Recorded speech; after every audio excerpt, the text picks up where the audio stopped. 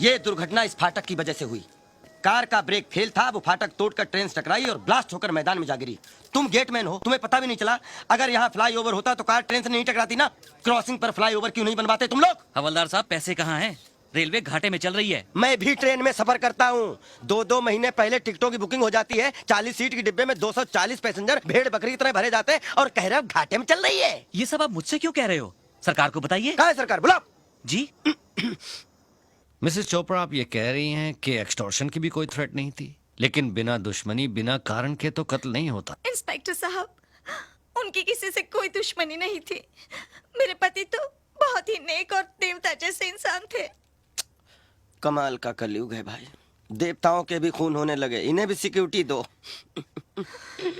अच्छा, यही है वो कातिल जिसने मेरे दोनों पार्टनर्स का खून किया है। कमीने, मैं तुझे जिंदा नहीं छोड़ूंगा, फांसी पर चढ़ा दूंगा तुझे। आप जल्लाद हैं? क्या बकता है? फांसी पर चढ़ाना जल्लाद का काम है। अरे वाह, ये तो लेटेस्ट न्यूज़ है। क्या? कमाल है डैड, आपने कभी बताया नहीं कि आप जल्लाद भी है? Shut up! हाँ?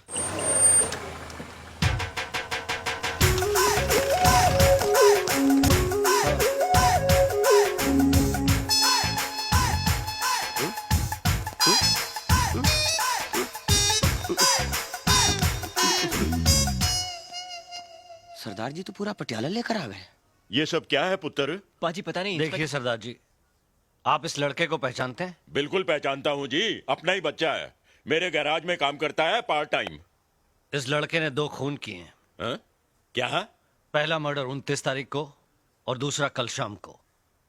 मैंने आपको ये पूछने के लिए यहाँ बुलाया है कि 29 तारीख को सुबह से लेकर रात तक ये लड़का आपके साथ में था। क्या सोच रहे हैं सरदार जी?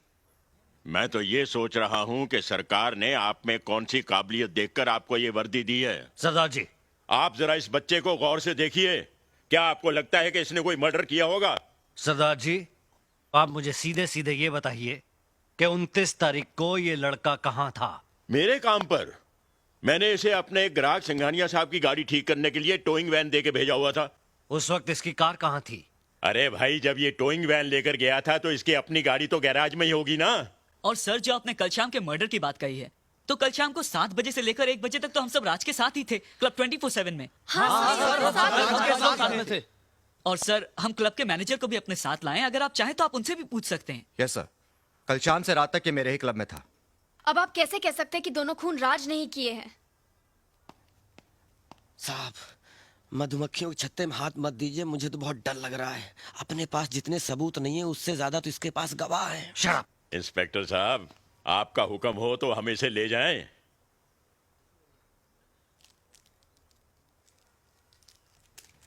कानून का भी अपना फंडा है, या तो फाइल बंद होती है या मुजरिम बंद होता है। लेकिन ये केस अभी दोनों तरफ से ओपन है। शेट्टी, स्टेटमेंट लिखो इन सब का और फिलहाल इसको जाने दो। लाइन में बाहर जाना।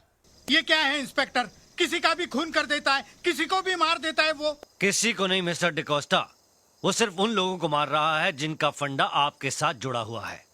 मिस्टर सक्सेना, मिस्टर चोपड़ा दोनों आपके पार्टनर थे और इन्वेस्टिगेशन से ये पता चला है कि इंस्पेक्टर संजय शर्मा का भी आपके साथ पुराना कनेक्शन था। ये तो लेटेस्ट न्यूज़ है। इसका मतलब चौथा नंबर डैड का है। Shut up! क्या बकवास करता है? मिस्टर डिकोस्टा, ये ठीक कह रहा है। जिस तरह से आपके साथियों के मर्डर हो रहे हैं उससे लगता है कि हिट लिस्ट में आपका नाम भी हो सकता है। इसलिए मैं तो ये कहूंगा कि आप पुलिस प्रोटेक्शन ले लें। हाँ, ले लीजिए डिकोस्टा साहब, वरना बेमौत मारे जाएंगे। अरे वो कार से कुचलकर पहले हड्डियां तोड़ता है और बुढ़ापे में हड्डियां जुड़ती भी नहीं। अरे ऐसी मौत मारता है कि देखने वाले की रूह कांप जाती है। नहीं नहीं इंस्पेक्टर साहब, आप मेरे डैड को बचा लीजिए प्लीज। इनके सिवा मेरा कोई भी नहीं है। डैड, आप मेरे को छोड़ के मत जाना, मैं अनाथ हो जाऊंगा। Dad please, I will be N orphan child. Shut up! अभी मैं जिंदा हूँ ना। अब मुझे प्रोटेक्शन देने के बजाय उस कातिल को अरेस्ट क्यों नहीं करते? यही तो फंडा है। मेरे पास राज के कातिल होने का कोई सबूत नहीं है। मैं सिवाय प्रोटेक्शन देने के और कुछ नहीं कर सकता। जब भी आपको पुलिस की जरूरत हो मुझे फोन कीजिए। घर में रहना, खुले में घूमना नहीं।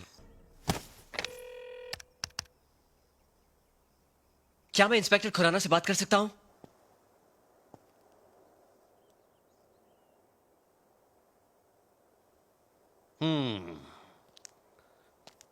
तो जब तुम यहां पहुंचे तो ये कार पहले से यहां मौजूद थी।